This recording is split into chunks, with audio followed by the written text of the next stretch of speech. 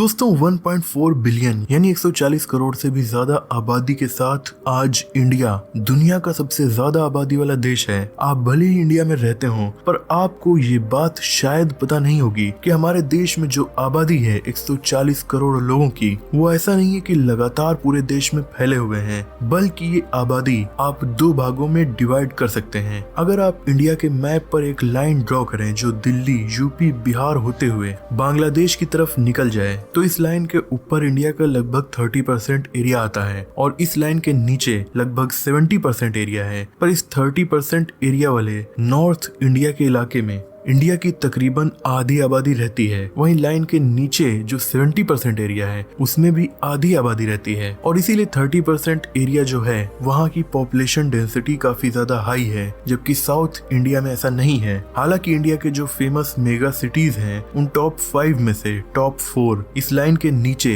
यानी south India में ही पड़ते हैं, जैसे कि मुंबई, हैदराबाद, पुणे या बैंगलोर। जबकि इस लाइन के ऊपर केवल एक मेगा सिटी न्यू दिल्ली ही नजर आता है। पर सवाल ये उठता है कि आखिर क्यों इंडिया के 30% एरिया में आधी आबादी रहती है। इसका जवाब आपको मिलेगा इंडिया की जियोग्राफी को सही से देखने पर। आज इंडिया में जो इतनी ज्यादा आबादी है और ये आबादी इंडिया के किस इलाके में किस तरीके से फैली हुई है, इन सभी में सबसे ज्यादा इम्पोर्टेंट रोल यहाँ की जियोग्राफी और इसमें स्पेशली हिमालय के पहाड़ों का है। ये पहाड़ इंडिया के लिए बहुत ही ज्यादा इम्पोर्टेंट है। ये एक ऐसी अनब्रेकेबल दीवार बनाते हैं जो इंडिया को बहुत चीजों से बचाती है और बहुत कुछ दे कर जाती है। हिमालय पूरी दुनिया के सबसे ऊंचे पहाड़ हैं। इनसे ऊंचे पहाड़ जमीन में और कहीं नहीं पाए जाते।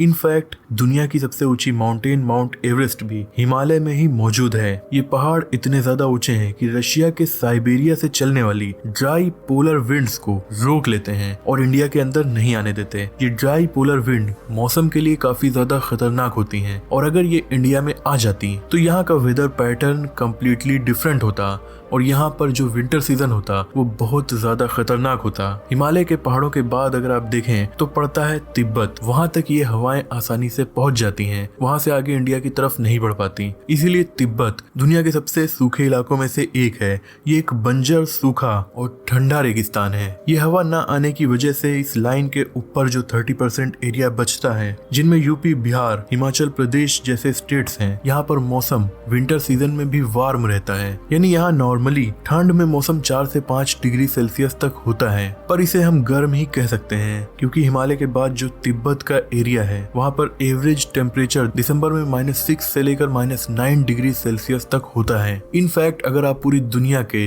विंटर सीजन के पैटर्न को देखें तो हमारे यहाँ का विंटर सीजन पूरी दुनिया के विंटर सीजन के मुकाबले ज्यादा गर्म होता है, नॉर्मली 5 से 6 डिग्री सेल्सियस, जबकि दुनिया भर के ज्यादातर इलाकों में विंटर सीजन में टेम्परेचर माइनस में पहुंचना स्टार्ट हो जाता है। हम यहाँ पर हिमालय के ऊपर बसे शहरों की बात नहीं कर रहे क्योंकि वहाँ का मौसम कम्प्लीटली अलग होता है। दोस्तों इनकी वजह से न सिर्फ हमारा विंटर सीजन बल्कि हमारी गर्मियाँ भी काफी ज्यादा इफेक्ट होती हैं। गर्मी के मौसम में जो हिंद महासागर से हवाएं चलती हैं, ये हवाएं पूरे इंडिया को पार करते हुए हिमालय से टकरा जाती हैं और ये नर्म हवाएं और बादल उसके आगे नहीं बढ़ पाते और पहाड़ों से वापस आते हैं और मैदानी इलाकों में बारिश स्टार्ट हो जाती है। इसी वजह से गर्मियों के महीने में जून से लेकर सितंबर तक इंडिया के उत्तरी इलाकों में बहुत अच्छी बारिश देखने को मिलती है, जिसकी वजह से यहाँ की जमीन काफी ज्यादा फर्टाइल हो जाती है। इन्हीं बारिश और बादलों के हिमालय से टकराकर उसके आगे ना बढ़ पाने की वजह से भी तिब्बत एक बहुत ड्राई प्लेस बन जाता है और हिमालय में दुनिया का 3rd largest fresh water reserve आ जाता है। जी हाँ,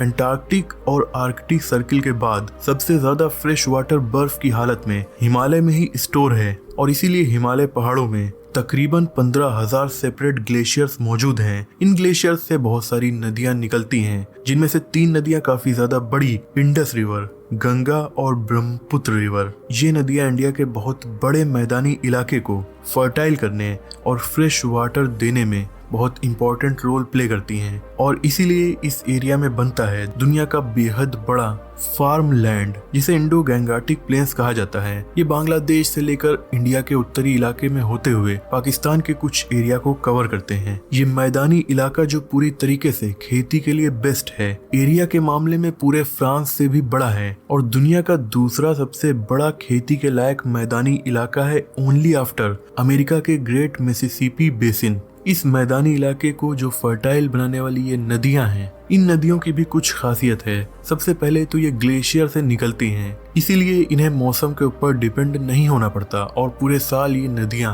बहती हैं और यहाँ पानी की कमी नहीं होती। और ग्लेशियर से आने की वजह से इन नदियों के साथ बहुत इंपॉर्टेंट मिनरल्स भी आ जाते हैं जो इस जमीन को और भी ज्यादा फर्टाइल बना देते हैं और इसीलिए इस इलाके को पूरी दुनिया का सबसे फर्टाइल इलाका माना जाता है। और यहाँ पर इतना खाना पैदा हो जाता है कि बहुत सारी आबादी आसानी से सरवाइव कर सकती है। ये एक बहुत बड़ा रीजन है इस इलाके में बहुत ज्यादा आबादी होने का। इनफैक्ट दुनिया में सबसे ज्यादा कंटिन्यूअस पॉपुलेशन वाला एरिया यही है और इसी इलाके में मौजूद है इंडिया का सबसे ज्यादा आबादी वाला राज्य उत्तर प्रदेश, जहाँ की आबादी पाकिस्तान और ब्राजील जैसे देशों से भी ज्यादा है। लेकिन अगर आप इस लाइन के नीचे आए, यानी जो लाइन इंडिया के 70% एरिया को कवर करती है, तो साउथ इंडिया में आपको मिलेगा डेक्कन प्लेट्यू, जो कि घिरा हुआ है वेस्टर्न घाट से। डेक्कन प्लेट्यू में मोस्टली साउथ इंडिया के सभी राज्य आ जाते हैं, जैसे कि महाराष्ट्र, कर्नाटक, तेलंगाना, आंध्र प्रदेश एक्सेट्रा। इस इलाके में छोटी मोटी हिल्स मौजूद हैं और कुछ मैदान भी हैं। इसे इंडिया की वेस्ट कोस्ट लाइन से सेपरेट करते हैं वेस्टर्न घाट्स, जो कि एक माउंटेन रेंज है। गुजरात से लेकर केरल तक लगातार पैरेलल लाइन में ये माउंटेन रेंज फैली हुई है। हालांकि ये हिमालय से तो छोटी है, पर यह माउंटेन रेंज भी बहुत ऊंचे पहाड़ों वाली है। यहाँ पर 2000 मीटर से ऊंचे पहाड़ मौजूद हैं। इन्हीं की वजह से डेक्कन प्लेट्यू का एरिया नॉर्थ इंडिया के मुकाबले ज्यादा ड्राई और कम फर्टाइल है, क्योंकि ये माउंटेन्स अरब सागर से उठने वाली नम हवाओं को रोक लेती हैं और डेक्कन प्लेट्यू में उतनी बारिश नहीं हो पाती। पर वेस्टर्न घाट से पहले जो इलाके पड़ते हैं वहाँ बहुत ज्यादा बारिश होती है। इन एरियाज में मुंबई, केरल के कुछ एरिया, कर्नाटक के मलनाड जैसे रीजन्स और गोवा शामिल है। यहाँ पर बहुत बारिश होती है, जिसकी वजह से यहाँ पर ट्रॉपिकल रेन फॉरेस्ट बने हुए हैं और यहाँ की जमीन काफी ज्यादा फर्टाइल है कॉफी, चाय और मसालों की खेती के लिए। लेकिन वेस्टर्न घाट के बाद डेक्कन प्लेट्यू में ऐसा नहीं है। डेक्कन प्लेट्यू में भी कुछ नदियां बहती हैं जो वेस्टर्न घाट से निकलती हैं, जैसे कि कृष्णा, कावेरी, गोदावरी नदियां। पर इन नदियों के बहने के बावजूद भी यहाँ का एरिया उतना फर्टाइल नहीं हो पाता जितना कि नॉर्थ इंडिया में बहने वाली नदियां फर्टाइल कर देती हैं। ऐसा इसलिए है क्योंकि वेस्टर्न घाट में ग्लेशियर्स नहीं है और ये नदियां मौसम के ऊपर डिपेंड है। जब ज्यादा बारिश होगी तो इनमें ज्यादा पानी होगा। बारिश कम होने पर यहाँ पर वाटर लेवल बहुत कम हो सकता है। दूसरी बात, ग्लेशियर्स न होने की वजह से इन नदियों में वो मिनरल्स नहीं होते जो गंगा, ब्रह्मपुत्र और इंडस रिवर में पाए जाते हैं। इसलिए नॉर्थ इंडिया की नदियों की वजह से जमीन ज्यादा फर्टाइल होती है as compare to South India की इन रिवर्स। और ये भी एक वजह है डेक्कन प्लेट्यू के कम फर्टाइल होने की। और कुछ इस तरीके से इस जियोग्राफी की वजह से इंडिया का आबादी का पैटर्न नॉर्थ और साउथ में काफी ज्यादा डिफरेंट है। मुझे उम्मीद है कि इस वीडियो से आपकी नॉलेज बढ़ी होगी। वीडियो पसंद आई हो तो इसे लाइक और शेयर कीजिए। ऐसे इंटरेस्टिंग टॉपिक्स पर नॉलेजफुल वीडियोस देखने के लिए हमारे चैनल को सब्सक्राइब करके बेल आइकन को प्रेस कर दीजिए। मिलते हैं अगली वीडियो में, तब तक के लिए अपना और अपनों का ख्याल रखिए।